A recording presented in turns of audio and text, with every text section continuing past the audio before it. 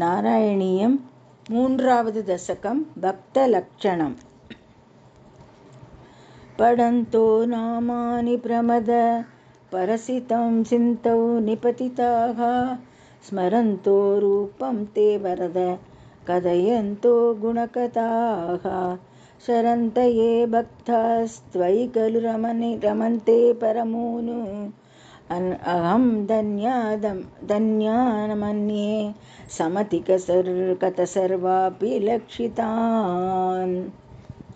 पठन्तो नामानि प्रमद परसिन्तौ निबतिताः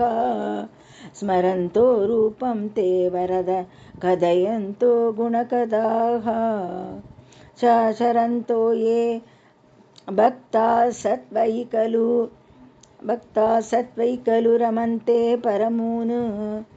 अहं धन्यान् मन्ये समतिक सर्वापि लक्षितान् कथक्लिष्टं कष्टं तव चरणसेवा रसपरे अयनास्तं सिद्धं भवति पदविष्णो गुरुदयां भवद्पादाम्बोजस्मरणरसिका नाम निबघान् अहं कायं गुहचन विवस्यामि विजने कथक्लिष्टं कष्टं तव चरणे सेवा रसपरे अनासक्तं सिक्तं भवति पदविष्णु गुरुदयां भवत्पादाम्बोजस्मरणरसिको नाम निबघान् नहं कायं गुहचन विवस्यामि विजने कृपा ते जाता चेत् किमिव नहि लभ्यं धनप्रदां मदीयक्लेशौक प्रशमनतसा नाम कियती न के लोकेऽस्मिन् अनिशमयी शोकाभिरहिताः भवद्भक्ता मुक्ताः सुखकतिमसक्ता विदते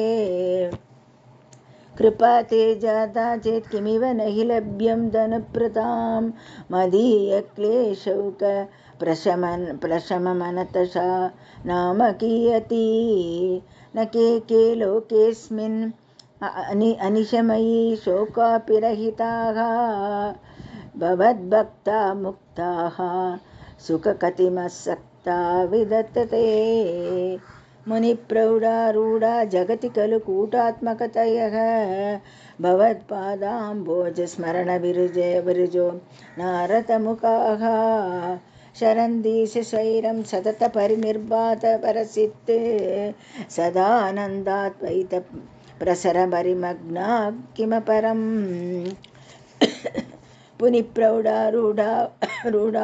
जगति खलु कूटात्मकतयः भवत्पादाम्बोज स्मरणविरुजो नारदमुखाः शरन्दीशस्वैरं सततपरिनिभातपरचित् सदानन्दाद्वैत प्रसरपरिमग्ना किमपरम् भवद्भक्तिः सपीता भवतु मम सैव परस्मयेत् अशेषक्लेशौकं न खलु हृति सन्देहकणिका न चेत् व्याचस्यो हीतिस्तव वचनं नैकमवशः भवेन्मिथ्या रत्या पुरुषवसनप्रायमखिलं भवद्भक्तिस्पीता भवतु मम सैव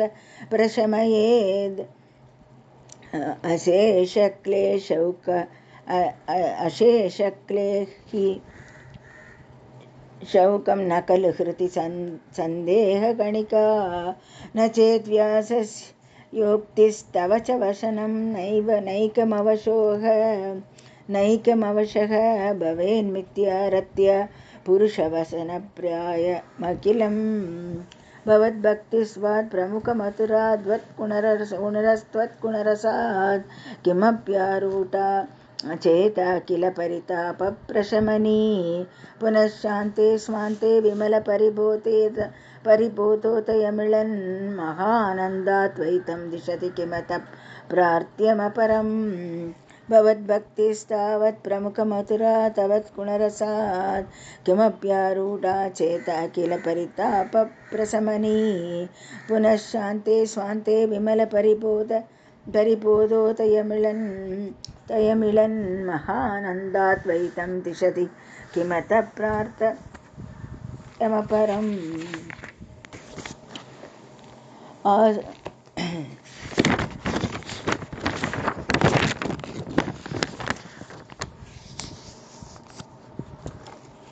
विस्फुटाभयभेदसुन्दरम्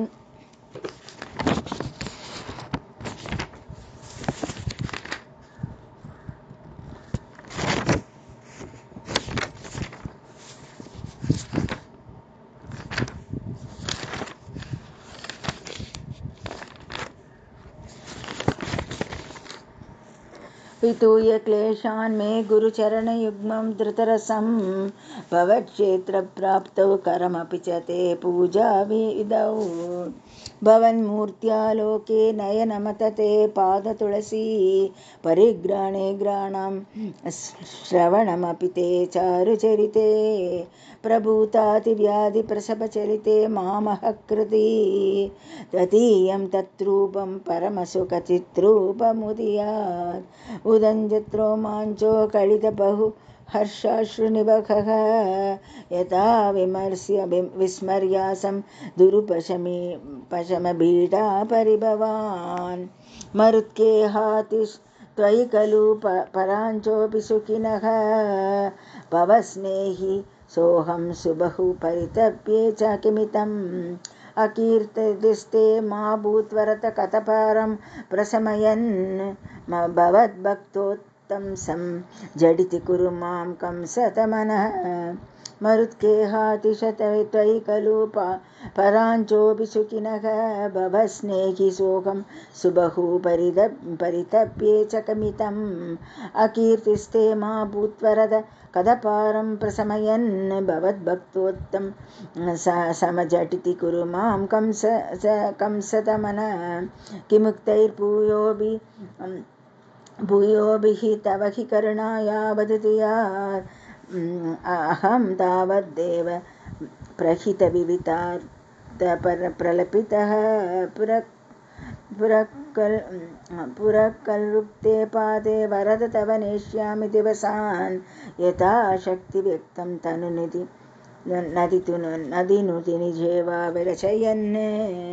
किमुक्तैर्भूयोभिः तव हि करुणायावदुदयात् अहं तावद्देव प्रहितविविधार्थप्रलपितः पुरकल्लुप्ते पादे वरद तव नेष्यामि दिवसान् यदा शक्तिव्यक्तं नतिनुति निषेवा विरचयन्